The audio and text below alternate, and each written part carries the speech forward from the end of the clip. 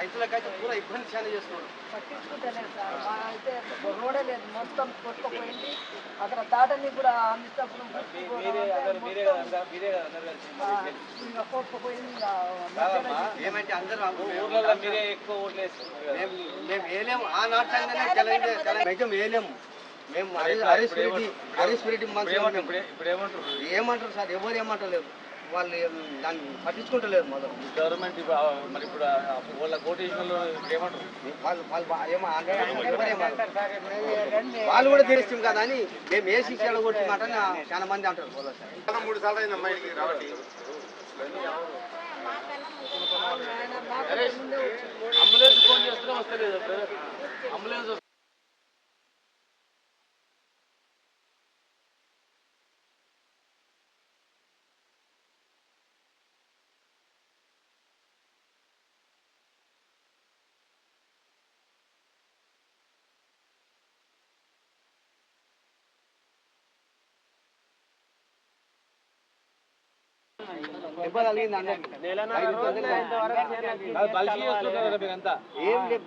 మనిషి అనేటోళ్ళు ఎవరో వాళ్ళు వచ్చి ఈ జిల్లాలో చూడు మనం ఎందుకు వాళ్ళకు కూడా చెప్తాం కదా మేము.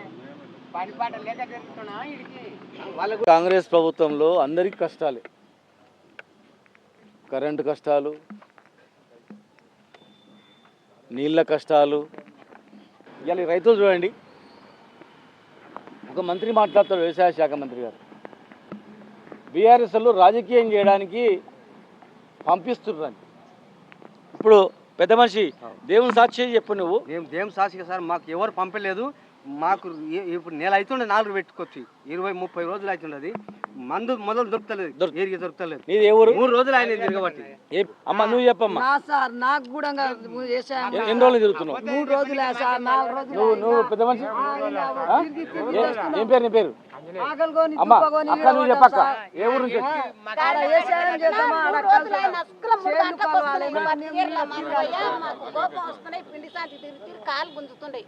ఎన్ని రోజుల నుంచి తిరుగుతున్నావు? 3 రోజులే.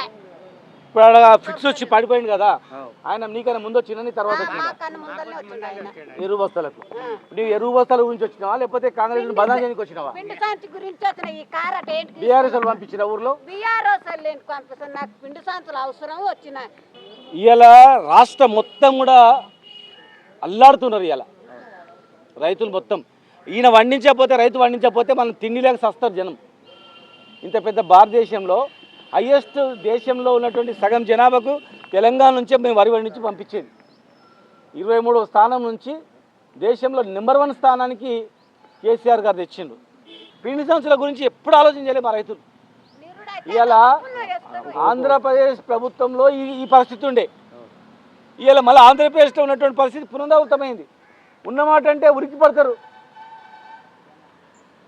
ఉన్నమాట అంటే ఇప్పుడు రాండి ఊర్లలో తిరగండి, యూరియా కొరత ఉందని ఒక మంత్రి మాట్లాడతాడు, బాధ్యత లేకుండా మాట్లాడతాడు.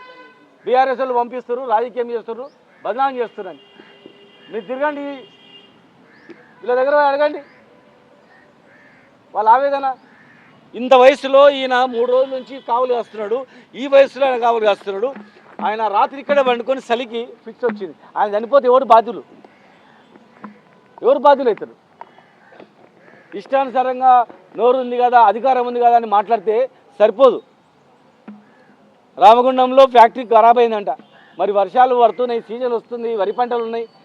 ఆ ఫ్యాక్టరీ బాగుందా లేదా అని పర్యవేక్షించిండ్రా? ఎవడైనా చూసిండ్రా? నడుస్తుందా లేదు? ఇప్పుడు బంద్ అయిన తర్వాత దాన్ని నిన్న సెక్రటరియట్ పిలిపించారు, రేపు రిపేర్ చేస్తారంట, 10 రోజులు అవుతుందంట. 10 రోజుల తర్వాత యూరియా స్టార్ట్ అవుతుందంట. అప్పటి వరకు మరి ఎక్కడుంది అవ్వాల? సరైన సమయంలో యూరియా చల్లితేనే వస్తుంది, పంటలు పండుతాయి. ఏ సీజన్లో నాటు ఏంగానే చల్లుతారు. అవగాహన లేకుండా మీరు ఇష్టానుసారంగా వ్యవహరిస్తే ఎవరు బాధ్యులు కావాలా? ఒక్క ఓటేసిన పాపానికి ఇన్ని కష్టాలు వీళ్ళకు. పొద్దుగా లేస్తే రాత్రి వరకు అవి పండిన పంట గిట్టుబాటు ధర కూడా రాదు. మళ్ళా మీరు దయచేసి వెంటనే నష్టం మొత్తం పరిహారం చెల్లించాలి. యూరియా మీరు ప్రభుత్వం నుంచి ఫ్రీగా ఇవ్వాలి, ఉచితంగా ఇవ్వాలి.